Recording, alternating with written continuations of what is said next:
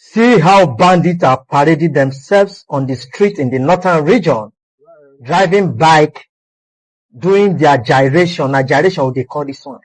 Then they parade. Nigeria, when we have security forces. I keep on wondering. You guys can see how comfortable people are taking pictures with them. That is the lifestyle that I cannot comprehend. You see people with arms, instead of you to run inside your house, you are coming outside, running after them to take pictures with them. That is to say, these people, they know them. They are their people. You can't just see unknown person with gun and you run after that person to take a picture. I keep on wondering, what is really happening in the northern region? Why the northern elite are not speaking up about this matter? This insecurity challenges is spreading to other parts of the country. And it is affecting us. We the southerners, it is affecting us big time.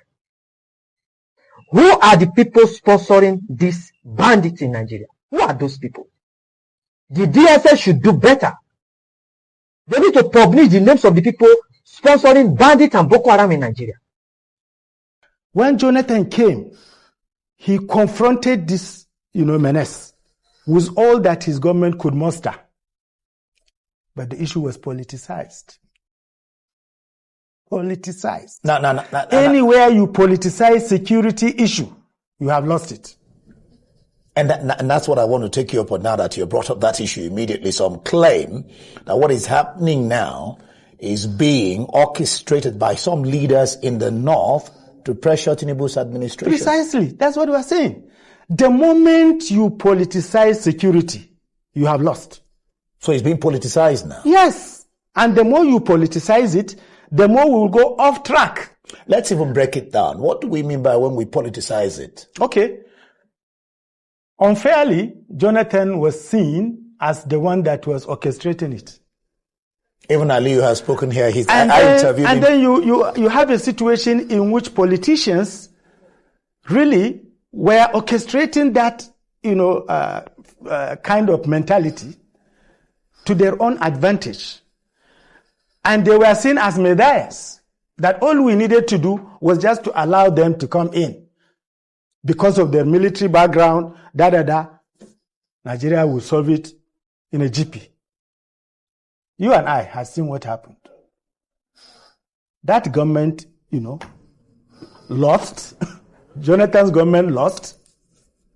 Buhari came in with his military background, credentials, everything. The country reposed overwhelming confidence that this thing will be resolved within 90 days. He stayed there for 8 years.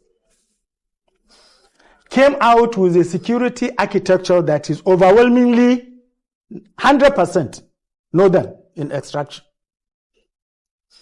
And the insecurity metastasized from northeast, where it was, moved to northwest, which included his home state, Katsina, moved to north central,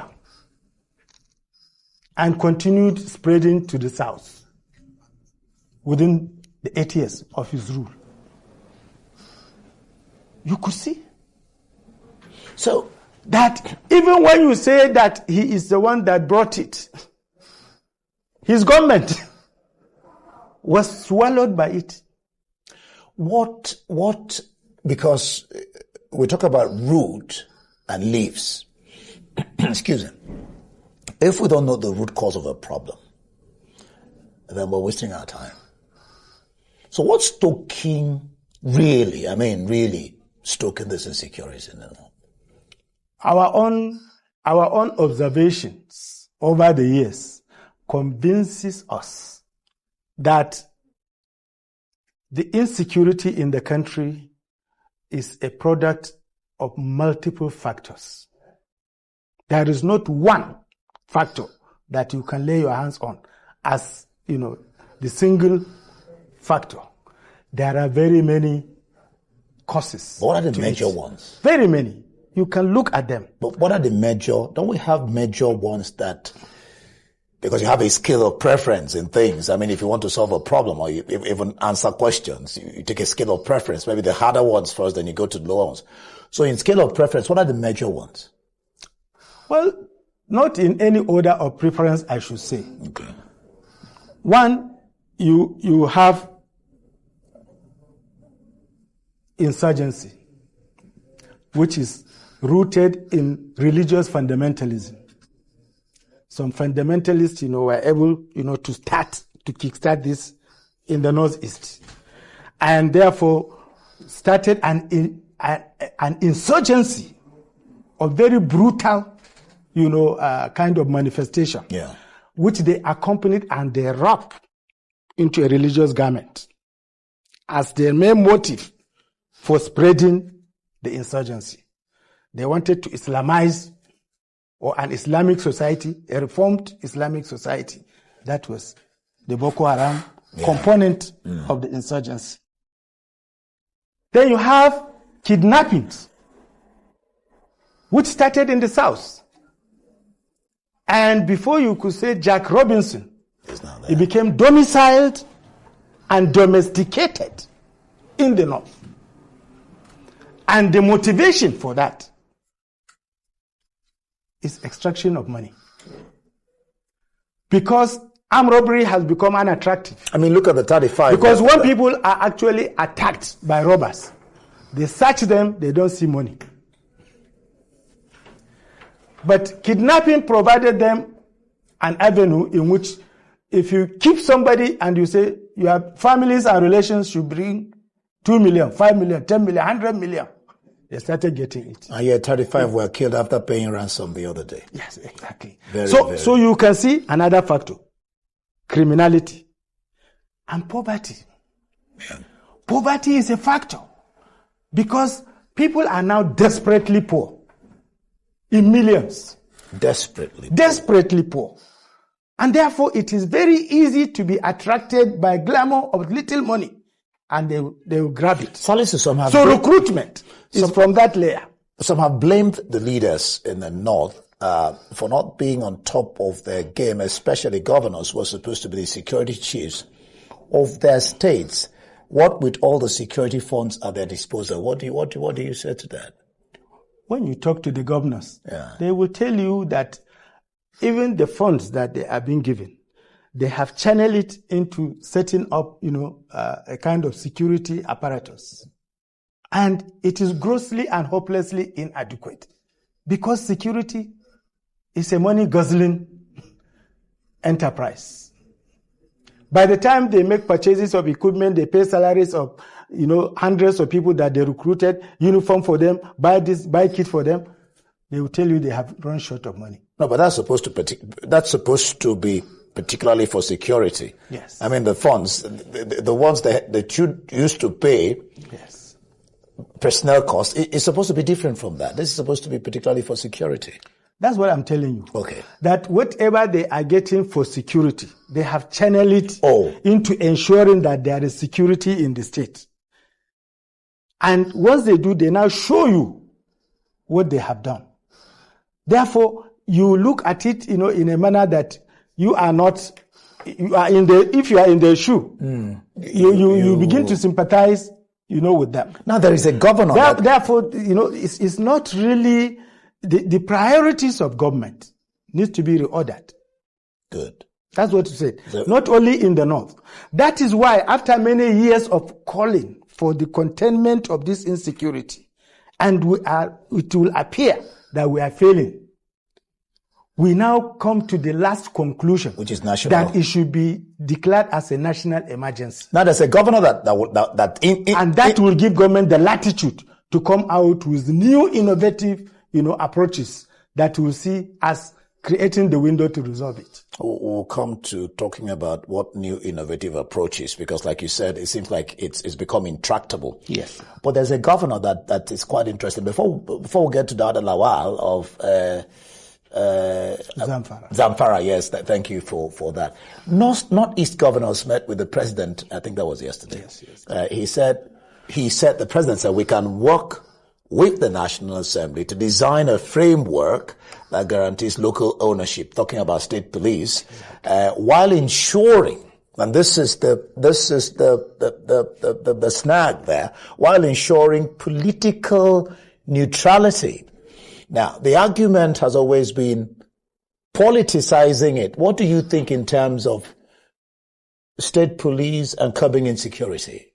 Well, I think thanks so much for the fact that, the issue of state police has been well debated, and the country now is sufficiently, in a position to harness ideas that have been contributed by experts, well-informed, seasoned security, personnel in the country whose, records are beyond, dispute, have made contributions on the way forward to establishing state police.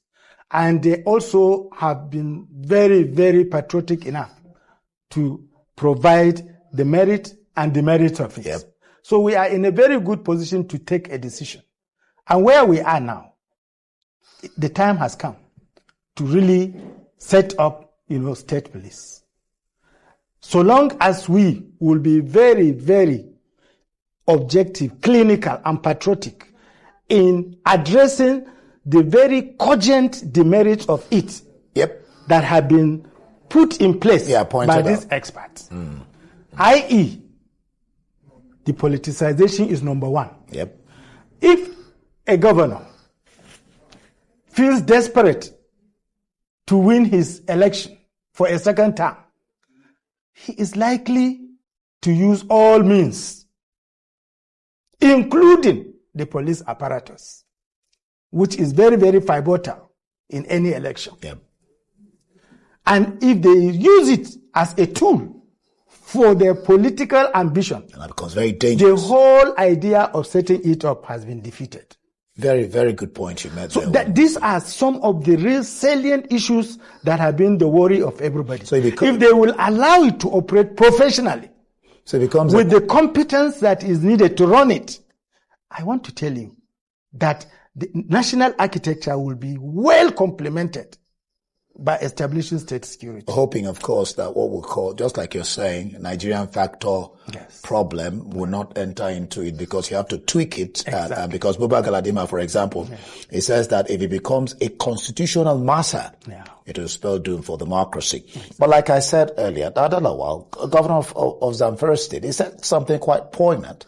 He says banditry will become a thing of the past in the state if he had direct control over security agencies, because he has tracking devices and knows where all the bandits are. He says he monitors them on his phone, but he cannot give command to the security agencies because he's not in charge. What do you make of Dauda Lawal's statement? No, actually, I just see it in the context of the Nigeria we live. We have a security architecture in the country that is centralized. The army, the police, and the other security apparatus are all domiciled, at the federal level. The states are bare. They are at the mercy of that architecture. It is that feeling of helplessness. Okay, this is what you mean when you talk about architecture. That made some of the states to create JTFs, all sort of, names and to see what they could do. Okay, so when you're talking about architecture, that's part of what you're talking about. So now, when you talk about the state police, it gladdens me, because it looks like that architecture is now being reformed in a manner that will allow this thing to cascade down to the states. In other countries, there are even local government police. So why should we be afraid, provided it is going to be done with the whole objective of providing security for citizens? Good. We don't have anything to fear. This bothers on technology.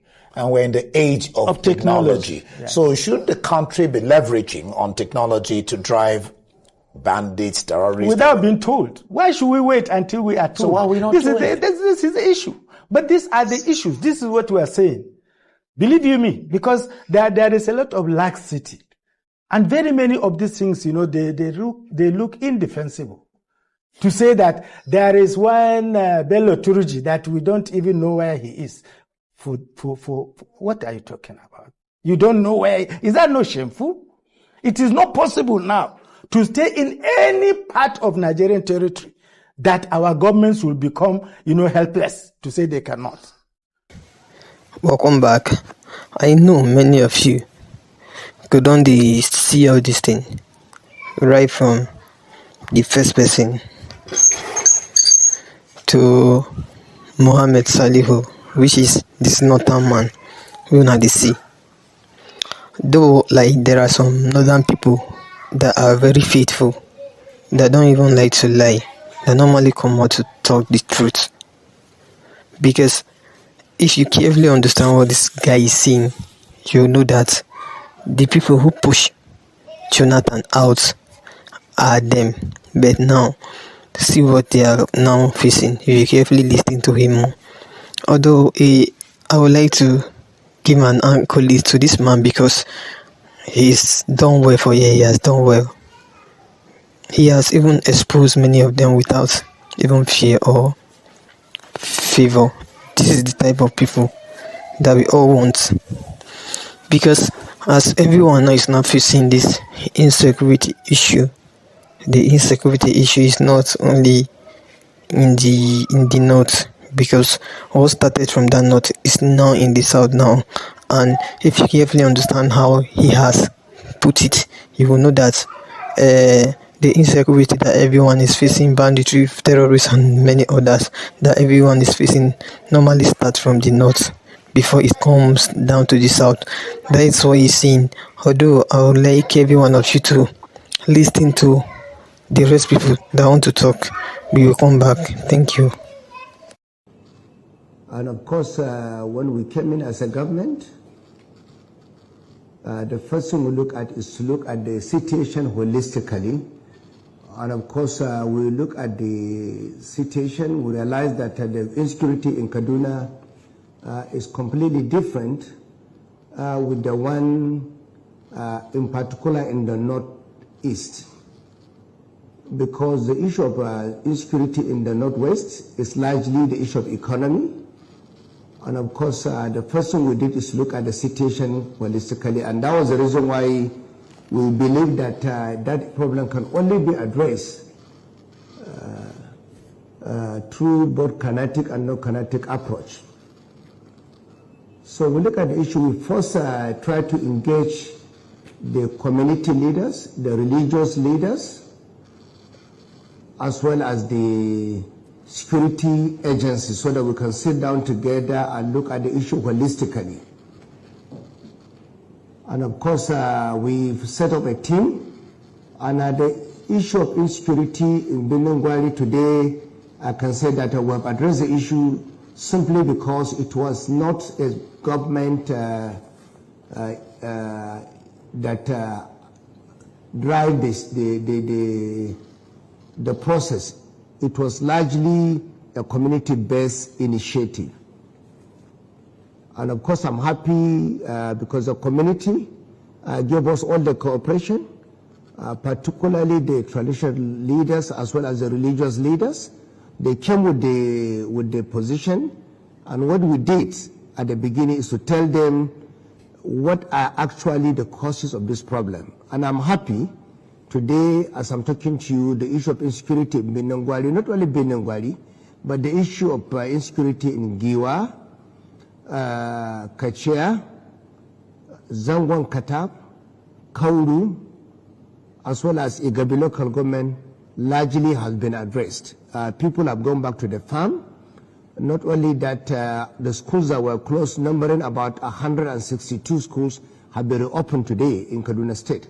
Our primary healthcare centers, numbering about 222 that were closed before we came in, have all been reopened. and people have gone back to their normal activities. So these are, for me, very, very important, and these are, for me, a sign of success. And I want to tell you, if such a person had committed crime against the state, you'll be located. The technology will be deployed.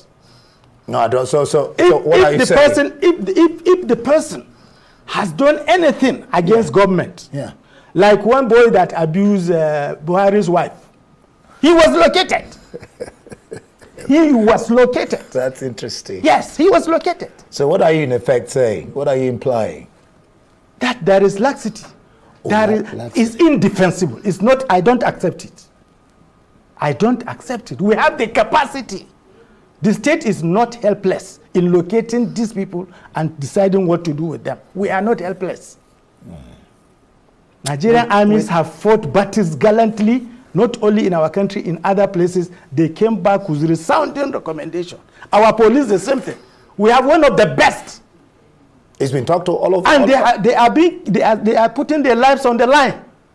I don't accept this. Do you think that these violent attacks, abductions and killings across the region could endanger Nigeria's stability and regional peace? I mean, people have talked about how porous or not our borders are. And the question of our borders, what do you think about? It is shameful that we should even be saying that our borders are porous. Why should borders be porous? Why? Why should borders be porous? Borders are managed. We should manage our borders efficiently. So why are we the technology to run it is there. So why are we not? The manpower to run it is there. I'm telling you honestly. The borders are the key component of Nigeria's strategy for guaranteeing security. Yeah, because there are claims that, foreign nationals come into the country and exacerbate this question of insecurity. So, why are we not manning our borders? Is that not ridiculous? Is that not ridiculous, for God's sake? We are only lucky that Nigeria is not having hostile neighbors, or that hostile enemies of Nigeria are somehow shielded by the divine grace of God. Otherwise, we are multiplying our vulnerabilities by sheer incompetence, and irresponsible behavior. You also spoke about our security forces being overstressed and under-resourced. The budget of defense over the years has been increasing, the defense budget, and still we're grappling, as it were, with insecurity. What's your sense of all that? Overstressed? You see, the issue is, it's really not, what about the management of the resources? Yes. The budgetary allocations have been rising appreciably. What about the management of those resources? How accountable? How transparently are they being done? What are the priorities that we put in place? These are where we need to really put our searchlights. The moment we see it being disposed appropriately, we now know that more resources are needed. But when you now leave it, and they are now being squandered, they are not allocated for what they are actually provided for. They are not being disposed, with the transparency and accountability that is required. What do you do? What do you make of the fact, based on what you have said, that one of the major issues that deal with insecurity is that people are not held accountable? People are not held accountable in terms of how the resources are expended. You don't really get to hear, in recent times we've heard about people being arrested and prosecuted. And then what do you make about, what do you think about this, what is called, is it rehabilitating these Boko Haram bandits, what's your thought towards it? Because these are people that are killed people, destroyed live cities, and some Nigerians are arguing the fact that and then add that to the fact that at a point in time there was a talk of paying bandits. Yeah. Yes. That's what we are saying. That all the do's and don'ts, of these things have been tried in Nigeria. Ordinarily, you say, don't negotiate with bandits. It should be a golden rule. But we have done it. Governors, have gone in defiance of logic and everything to negotiate with bandits openly. I even saw one video in which bandits, were inside a departmental store, drinking yogurt, chatting with people that they came for negotiation. You see, we have tried it, we have seen it, but it's not working. It's not working because it is not being done in a manner that the country will get results. They are being haphazardly done, not thought through, they are not planned. So these things have to be planned. That is why we said there should be a national emergency. Okay, so listen. National emergency should be planned. Okay. Short term, long term, medium term. That's what I was going to. So a national, because I'm sure you people have thought it through. I mean, I have been I've been asked a question, in a forum, and we're asked, how have we been doing so far? And all we did was marshal out the problems upon problems upon problems. And when we ended, he said to us, how come you people just talked about problems? What are the solutions? If you identify one problem, qualify it, or so to speak, with about 3 solutions. So if you're saying national emergency, like I said, people have thought through, what are we even looking at? Give us a picture of what a national emergency would be like, how that plan would work. Indeed. Yes. I want to tell you that the Northern Elders Forum had actually made its own distinguished contribution on the issue of insecurity in northern Nigeria and in Nigeria in general. Because since last year, the last quarter of last year, in collaboration with other northern groups, the Northern Elders Forum selected top security brass of northern extraction and placed them as a committee to come out with cogent recommendations on what should be the way out for us to have peace in our country. This committee worked for 9 months at the expense of the forum. They came out with far-reaching document. Report. Documented? Report, documented. That's what I'm telling you. It's there for any person that wants to see it. And handed over to government.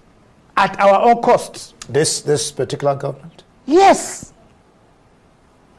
Because you don't do security in public glare. You people, we didn't invite you. We do it with professionals, top brass, retired generals, retired DIGs. 9 months. Retired, immigration at the top command. This was last year? We concluded it this year. Okay, this year. And handed it over to government as our own contribution on what to do. We did it quietly, as patriots. This is what we are saying. We are a forum of elders. So we have been calling for this. As we do, this problem is spreading. Yeah. It requires a much more drastic approach. And in all honesty, if we want to do this, it has to be an all-society approach, in which government must come with the willpower to mobilize Nigerians and tell them that this is the way to go. And that's what we said. In the short term, Mr. President should create a window of moratorium of 90 days. 90 days window, moratorium. That's 3 months. Yes, 3 months. All insurgents, all bandits, all violent criminals should lay arms. Down. down. If you don't. If you don't, you have the Nigerian armed forces. The full weight Of it. of Nigeria. Yes, to face. That is it. That is short term. Okay, short term. Short term. In the medium term. Welcome back. I know you must have I know you must have hear everyone who have spoken here concerning everything. Some Nigerian they might misinterpret what he's saying, but all he's saying is indirectly telling you that you should be ready for anything we be see it go come your way. And all these northern leaders who even push Jonathan out for their own selfish interest, I pray one day God will judge many of them, because the thing the average Nigerians are facing, they are the causes. Because when Goodluck were here, everything seems to be okay, but now they push him out. They brought their own persons, which is Buhari, and that Buhari don't do anything well. If you even calm down, if you witness Buhari government, you will know that there are many things that happen during this.